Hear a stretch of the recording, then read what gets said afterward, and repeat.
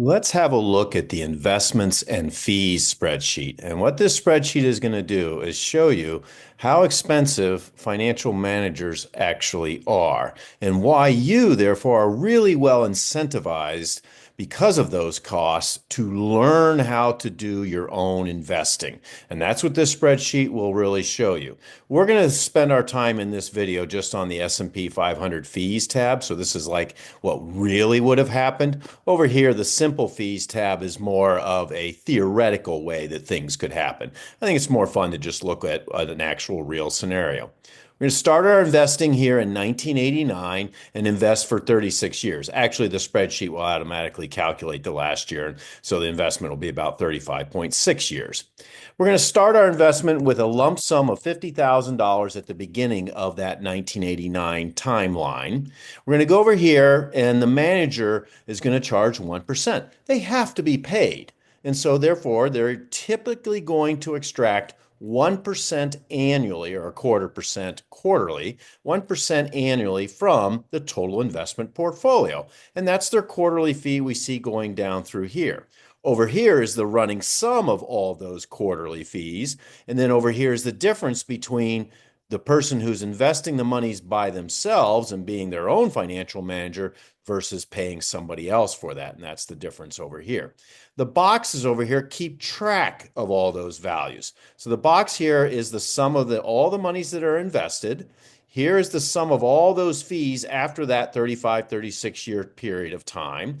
Here's the monies lost because the person was paying the investment advisor to invest the monies for them. This is how much money they could have made. This is how much money they paid the advisor in actual real monies. And then because this money was not invested, they lost out on that amount. This is the total money made after subtracting all the fees. And this is, in other words, this might be what they'd have at retirement. Whereas down here, this is the person who is investing for themselves, not paying an investment advisor, how much money they could have made. And clearly, that is a big difference. And the difference actually is this number. Let's look at a plot of how this looks over time. So just scroll over here to the right, and the plot will show up. There's the plot starting in 1989, going all the way here to mid 2024. The blue line is how much money the person is making by investing in the S&P 500, reinvesting their dividends. Remember, I talk about that throughout the investing chapters in the book. And this is the person who is investing on their own. And so they're really incentivized because down here is their friend who paid an investment advisor, and they come out to far, far less, almost $600,000 less. Here's a plot showing those fees. That top line, it hardly even moves off from the zero line. It's actually a few $100s per quarter to a couple $1,000s per quarter. It just doesn't look like much. And therefore, we tend to think that investment advisors, it's not costing us much. Well, here's the running sum. You take all those quarterly fees and just add them up quarter after quarter, year after year, you get this line. And again, it doesn't look like much, but it's beginning to get our attention at about $133,000 right there. $132,000 is the total amount paid right here to the investment advisor. But because this dashed line was not invested, and instead the investment advisor has to be paid, this is how much the person lost by paying their investment advisor. This is a stunning loss of money. It's nearly $600,000 in the span of 35, 36 years. That's the amount of money that you are going to keep in your own pocket if you learn how to do this investing yourself. That is stunning. Now, this is a one-time example starting in 1989 and going forward for 35, 36 years. And you can change these dates to whatever is appropriate for your sort of thinking. The only way the investment advisor can overcome this loss of their 1% fee is by making 1% more than the S&P 500 with reinvested dividends, which we've seen is about 10.5% a year. Well, they have to get then at least 11.5% a year. So we're just going to add 1% here and then scroll over. So that's how much better the investment advisor has to be to pay for their fee. And now we see that, okay, the blue and the red lines are the same. Now let's make a little different assessment here. Let's reset this to 0. And then remember these box values, these 5 boxes, their values, 50,000 all the way here to nearly 2 million. I've written them down over here on the side. Now what I'm going to do is say, well, instead of having a lump sum investment of $50,000, let's say this person invested $7,000 per year and incremented that $7,000 investment by 2% a year. So the first year was $7,000, and then the next year was $7,140 that they invested, and so on, incrementing that at 2% a year. So that's how much they're annually investing.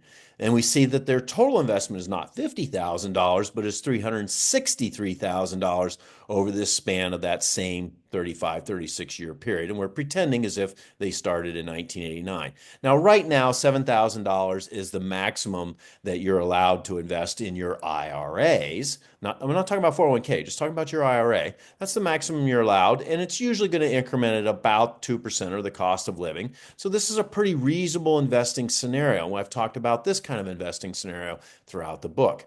Well, if this person was paying someone to manage their investment, the sum of all their fees would now be $176,000. So they are investing more than the $50,000 lump sum that we just saw, and they're getting charged a fee of $176,000. The other person who was starting with their lump sum was charged $132,000. The total monies lost because they didn't invest this money themselves was $588,000, and compared to the person who was the lump sum at 50, they were at $583,000. But look how much money they've actually made by investing annually, 7,000 a year. Yes, they've invested more, but they started at a lower value. They didn't start at 50,000, they started at 7,000.